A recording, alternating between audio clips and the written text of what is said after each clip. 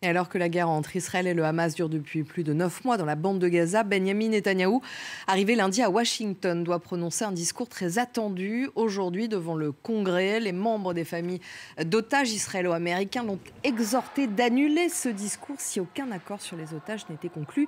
D'ici là, le Premier ministre israélien rencontrera jeudi le président américain Joe Biden. Claire Duhamel, bonjour, vous êtes notre correspondante à Jérusalem. Alors, qu'est-ce qu'on peut attendre de l'allocution de Benyamin Netanyahou?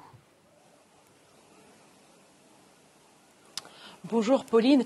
Oui, Benyamin Netanyahou va donc parler au Congrès dans l'après-midi heure américaine. Il y a bien sûr plusieurs sujets qui seront abordés, mais ce qui retient particulièrement l'attention ici, c'est ce qu'il pourrait dire sur les négociations pour un cessez-le-feu, ce qu'il pourrait dire aussi sur un plan pour l'après-guerre à Gaza.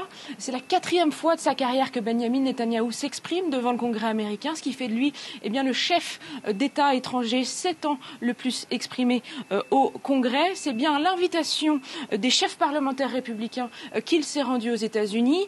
Les chefs démocrates se sont également joints à cette session parlementaire, mais certains d'entre eux se sont néanmoins montrés extrêmement critiques, allant jusqu'au boycott. Parmi eux, par exemple, Alexandria Ocasio-Cortez ou encore Bernie Sanders, et puis Kamala Harris, qui habituellement préside ces rencontres du Congrès, a dit qu'elle serait absente aujourd'hui. Elle parle d'une erreur, du moins d'un problème de calendrier.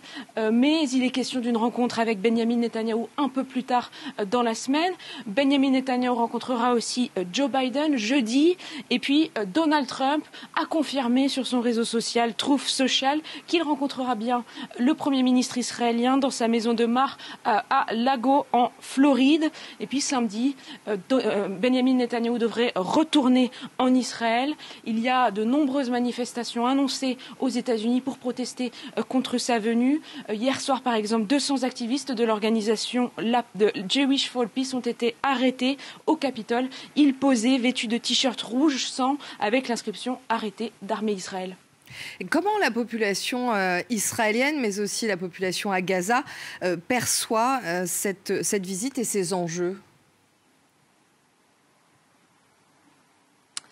En tout cas, pour la population israélienne et notamment les familles d'otages et leur soutien, c'est un enjeu depuis plusieurs jours déjà, puisque aux manifestations contre Benyamin Netanyahou notamment, on a pu lire des pancartes telles que un accord avant Washington.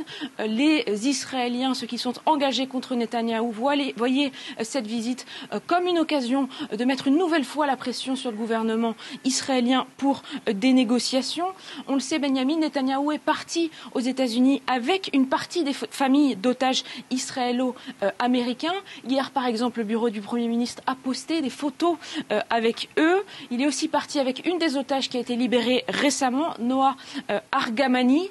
Et puis, côté palestinien, à Gaza, il y a bien sûr très peu d'espoir. En tout cas, selon les contacts sur place que j'arrive toujours à joindre régulièrement, à Gaza, les Américains sont perçus d'abord comme l'allié numéro 1 d'Israël, le pays qui fournit les bombes. Et après plus de 9 mois de guerre, près de 40 000 morts et une situation sanitaire particulièrement désastreuse, les Palestiniens perdent tout espoir envers la communauté internationale. Depuis quelques jours, de nouveaux ordres d'évacuation ont été annoncés pour la population qui se déplaçait à Khan Younes. Et on voit ces images des familles qui dorment dans les rues, faute de tentes, faute d'abri, après de nombreuses périodes où ils ont dû être déplacés. Merci Claire, vous étiez en direct de Jérusalem.